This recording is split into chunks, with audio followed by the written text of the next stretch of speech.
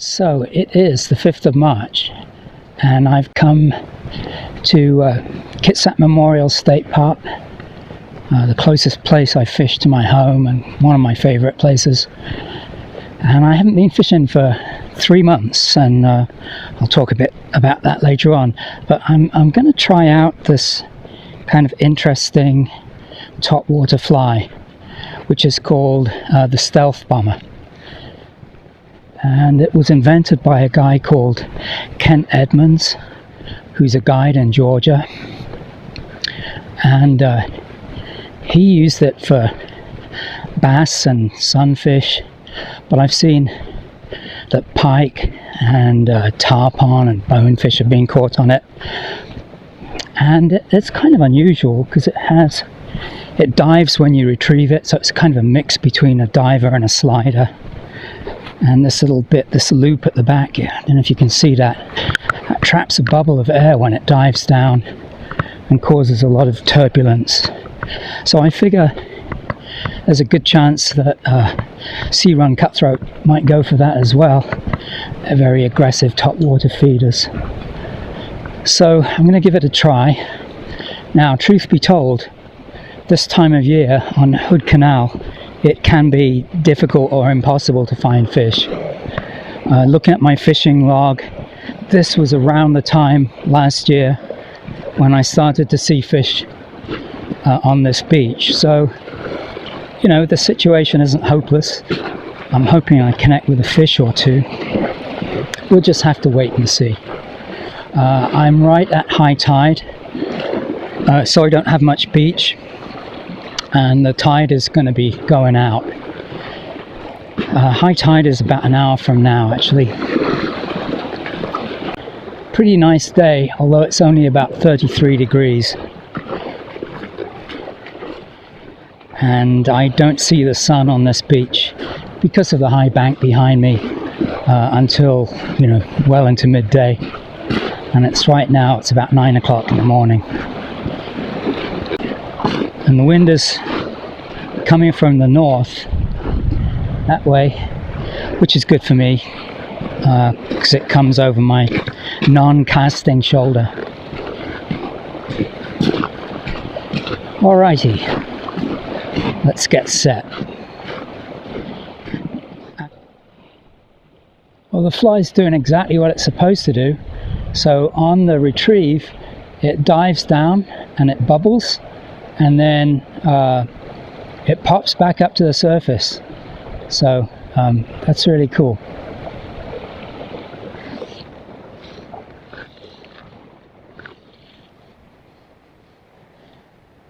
That little loop of foam at the back of the body is designed to hold air as the fly dives and release it in a bubble, which sounds pretty fanciful, but when you look at Kent Edmonds' website, he's got underwater pictures of the fly in action doing exactly that. So it really works.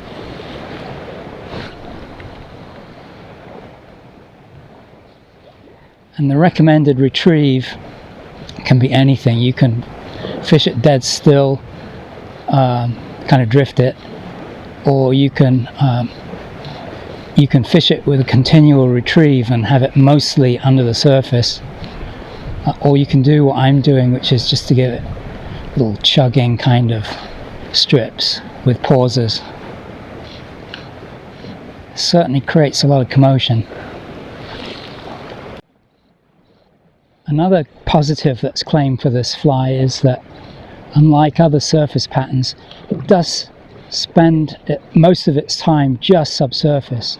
So allegedly hookups are easier. I'd certainly welcome that if it was true.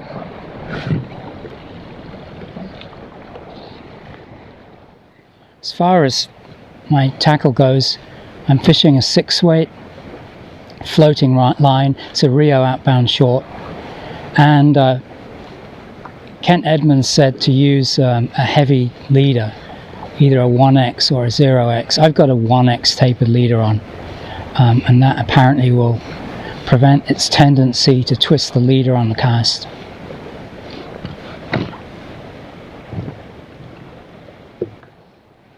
So even if I blank today, I'm very grateful just to be out here casting a line. I had quite a serious medical situation that developed. So I have a congenital condition, my heart muscle, hypertrophic cardiomyopathy, due to a mutated gene. I've probably had that the majority of my life. And really, it never causes any problems. My heart functions okay as a pump. But one of the potential problems you can develop is that you get kind of dangerous, potentially fatal heart arrhythmias. And I hadn't had any of those. Then in the fall of last year, there were a couple of occasions where I just kind of felt the odd skip beat and it just didn't feel right. So I talked to my doctor and they put me on an event monitor for a month. And about halfway through that, I got a call from the cardiologist who was monitoring it. And he said, you know, we saw you had a series of really rapid, scary looking beats. And it was while I was asleep. It was actually Christmas Day in the evening. And they said, it's okay, nothing to worry about, it's just an isolated incident. But then it happened again and again, and it wasn't causing me any like pain or distress or anything like that. But they called me up and said, you know, you should go to the emergency room, which I did, and I gave them a good scare, and they kept me in for 5 days doing tests and stuff. And they came to the conclusion that I would probably benefit from having a defibrillator implanted. The proper name for it is an ICD, an implantable cardioverter defibrillator, and it's really an insurance against anything bad happening. So this thing will, if I do develop ventricular tachycardia or ventricular fibrillation, these dangerous heartbeats, then initially it would just use a pacemaker function to set it right again. And if that doesn't work, obviously it gives me a huge shock. My brother's had one for 12 years and he's never had a shock.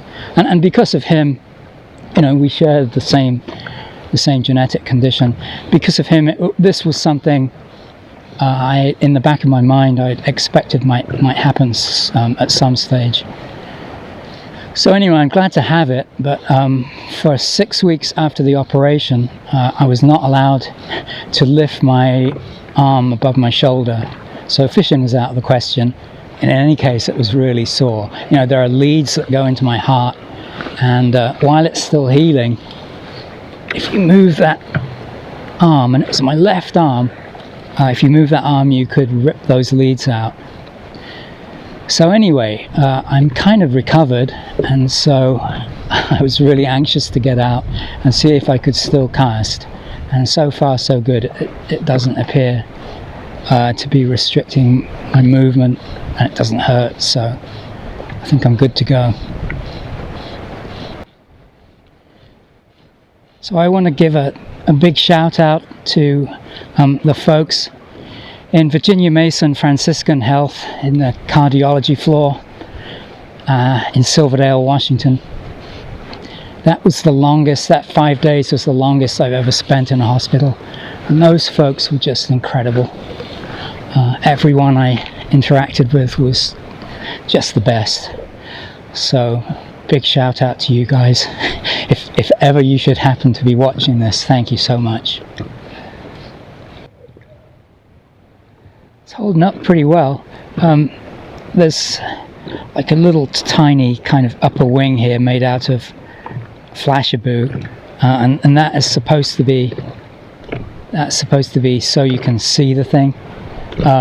I can't see it. There's too much shop on the water today. But yeah. And the original one for panfish and bass has loads of legs and stuff coming out the side, so it looks like some kind of bug or frog or something. I did not put anything like that on. I wanted mine to look like a fish, and you can see that the profile from the bottom is pretty fish-like. I mean, these could be pectoral fins, I guess. I did put a couple of rubber legs on just along the top of the back there, just to give it a little bit more wiggle. But it's holding up. So since getting my device implanted, there are some things that I have to be very careful of. Obviously, can't do any welding or use a chainsaw, various other things. The main one is to keep away from magnets. Magnets are how they temporarily inactivate the device. It's implanted over my left collarbone, and they would just hold a magnet over it and that would switch the thing off. So I've always used one of those magnetic net holder lanyards for my landing net, and that is a pretty powerful little magnet, and it hangs from a loop on my back of my collar. So obviously I can't use that. It's within about 6 inches or less of my device. So I've put my landing net, I got a net holster that fits on the back of my wading belt around my waist. So that's really the only concession I've made to having this device implanted, and hopefully there won't be any more.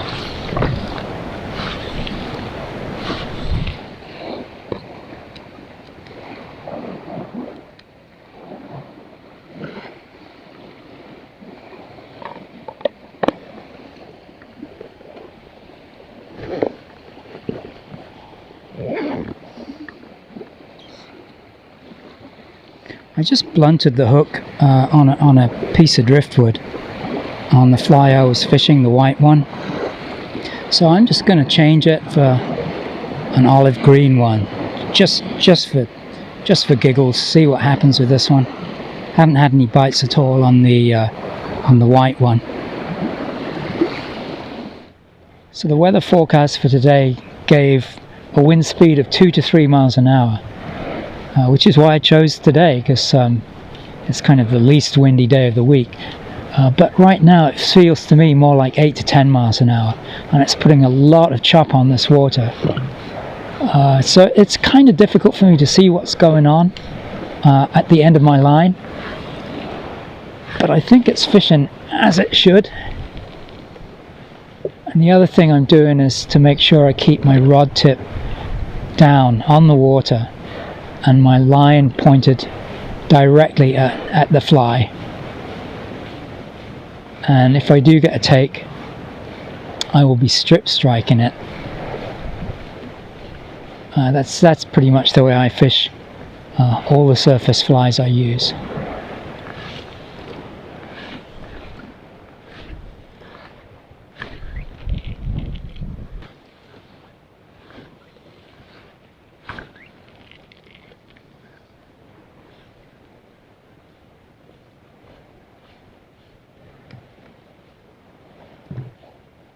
As I'm stripping this in, I can see the fly is actually wiggling quite a lot from side to side, which is certainly a really attractive characteristic. I'm convinced this thing has to catch fish, even though I haven't seen any fish here today, and there probably aren't any.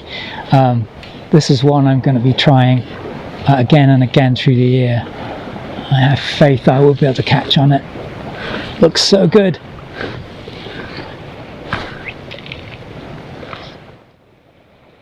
Well, it's sometimes the case if one end of the beach doesn't produce fish, moving to the other end is the thing to do. So that is what I'm going to do.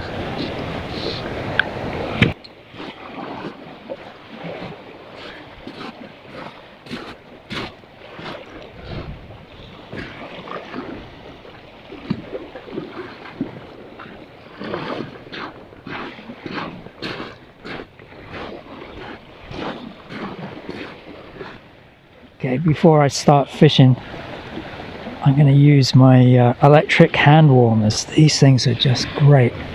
The brand I got from Amazon is Okupa, but there are lots of different ones. These are a game changer on a freezing cold day like this. And the other advantage of them is you can use them to charge up your cell phone in a pinch. So almost 13 years ago, my wife and I got a couple of puppies, a brother and sister called Dylan and Daisy, and they're schnoodles, so Schnauzer Poodle mix. And you could not imagine a brighter, more affectionate, playful, intelligent pair of little dogs. They've been our constant companions and kind of a central point in our lives for these last 13-14 years. And the male dog, Dylan, developed a heart murmur a few years ago, and we were told it would probably develop into congestive heart failure eventually.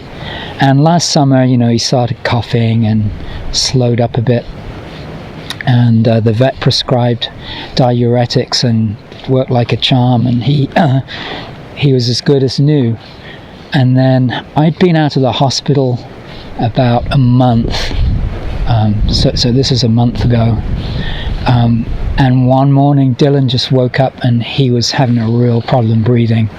Took him to the vets and they tried all kinds of things and he just wasn't responding, and we drove him to an emergency place in Tacoma, but there was really nothing they could do, and sadly we had to have the little guy put to sleep. So we've been grieving Dylan's loss since then, and I'm going to miss him every day. But he had a really great life, and right up to that last day he was just on form. He didn't have any protracted illness really, so that's something to be thankful for, but my goodness me, we will miss him.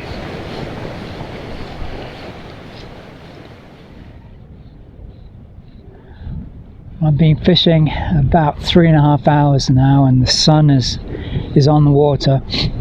I have not seen a sign of any sea run cutthroat today, and come to that, I haven't seen any forage fish either. So even though it's a blank, I think I will still post this video, and what I'll do is I'll do a little tying demonstration of the Kent Stealth Bomber, so that you can give it a try. I still have confidence in it. I think the action of the fly is just brilliant, so I'm going to try it some more, hopefully when there are some fish around, and we'll see how we do with it. Now, a few days after the session you've just seen, I went to a different Hood Canal beach to see if I could get any action with the Stealth Bomber. I still left without a fish, but at least I was able to get this really violent strike from what looked to me to be a nice fish. So I do think it works for sea runs. And now stay tuned for the tying demo.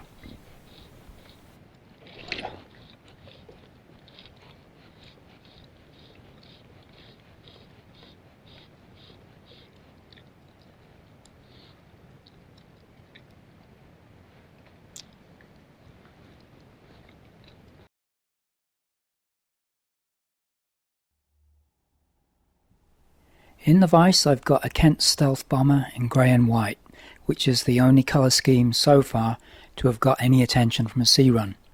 Most of the examples of this fly I've seen on the internet, which are intended for bass, are tied in chartreuse. So I've tied this one in size 8, although I've got some size 6s done as well. In this picture you can see some of the different colours I've tied.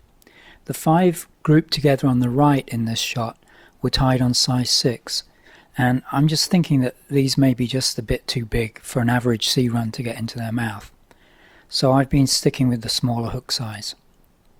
Now these aren't in any way difficult to tie once you get a feel for the proportions, and I think that the possibilities for variation in body and tail materials is pretty endless.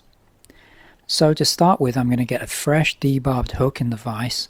I'm using Gamakatsu SL11 3H, and Ahrex SA220s also work really well.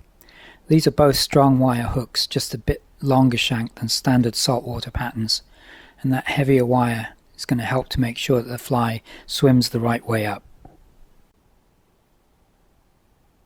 I'm using white UTC thread in 140 denier. The thicker thread has less of a tendency to cut the foam, I think. I'm going to attach that about halfway along the shank, and I'll take it down to just past where the point of the hook is. Get rid of the excess.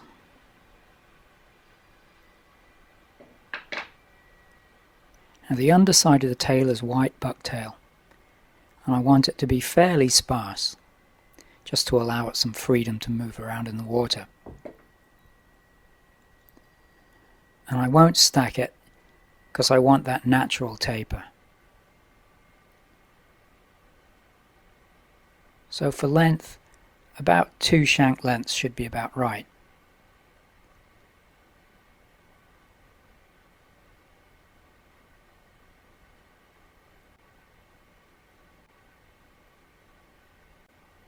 Snip it away at an angle.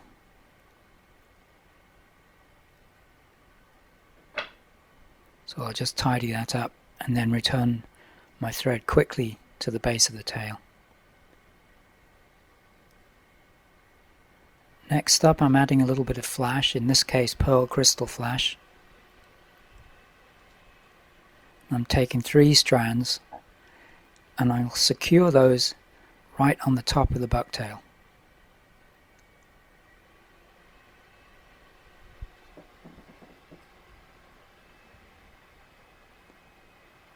Now I'll fold them back and just wrap backwards, keeping them still along the top.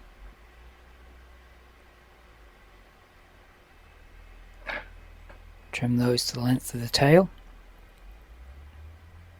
And the next layer to go on is going to be grey bucktail.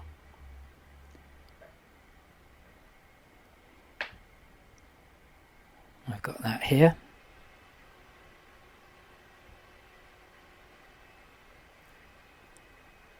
I'm going to take another fairly sparse clump.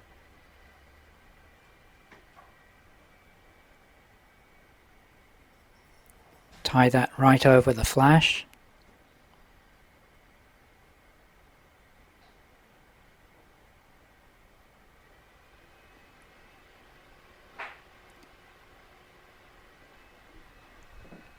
Trim those butts off at an angle. Missed a bit there.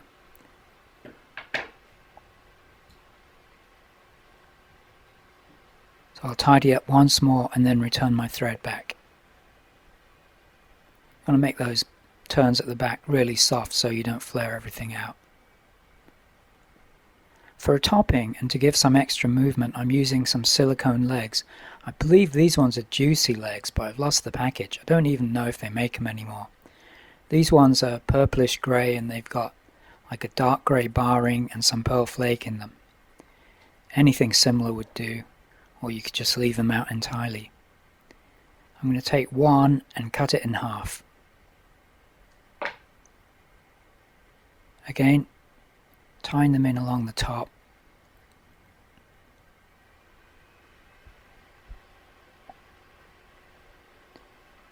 And we'll be covering all this body up with dubbing, so it doesn't have to be super neat.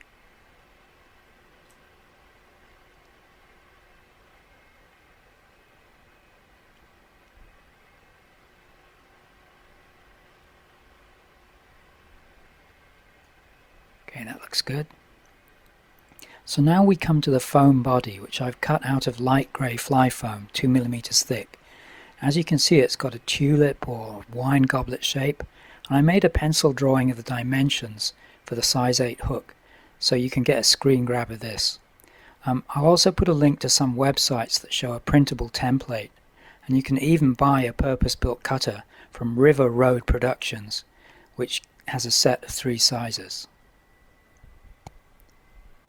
You want to place the foam on the hook so the point where it flares out is right behind the eye.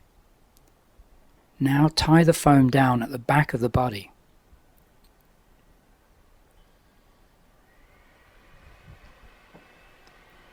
I'm skipping the thread round in front of the foam, and I'm going to dress the body with pearl ice dub.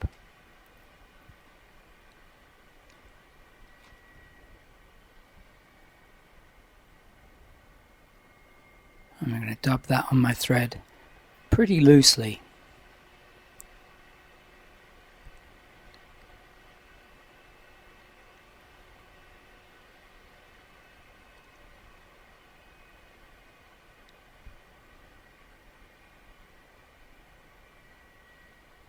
And once I've got it anchored, I'll continue to tighten it up as I go.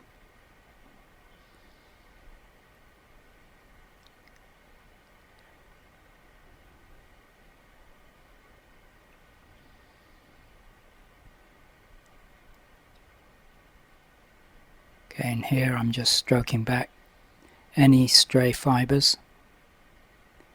Now with my thread right behind the eye, I can place the foam back on top, and I'll secure that in with progressively tighter wraps.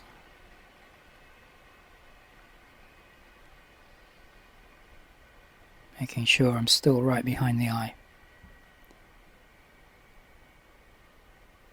Now I'm taking the thread back to a point about 1/3 of the way along the shank and placing some more tight wraps.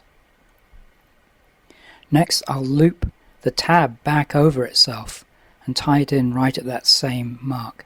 Let's get rid of that first.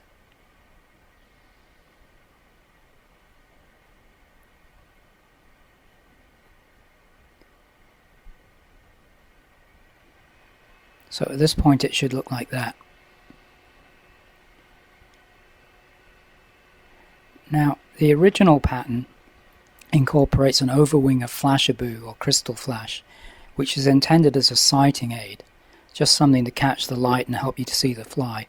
And here I've got some pearl Flashabou, just about 6 or 8 strands. And I'm going to place those right in the center underneath my thread, like that. So I'll secure them in a few turns and fold them out back. So you can leave this stuff out. I've sometimes actually just snipped it off if it isn't helping me.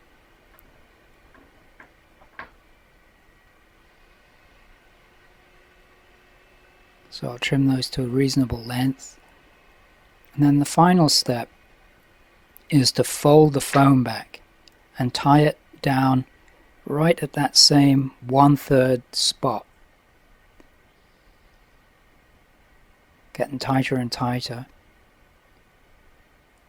So you're forming a symmetrical skirt, and that's going to push the fly under when you strip it. So you could whip finish it right there, or I prefer to take my thread in front and whip finish it in the usual way behind the eye.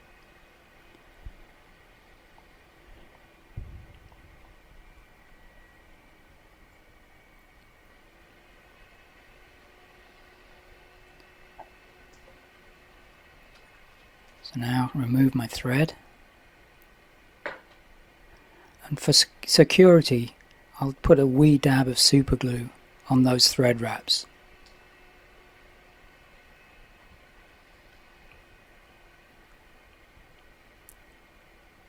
And there we have my take on Kent's Stealth Bomber. Please subscribe. Thanks for watching, folks. I hope you enjoyed it.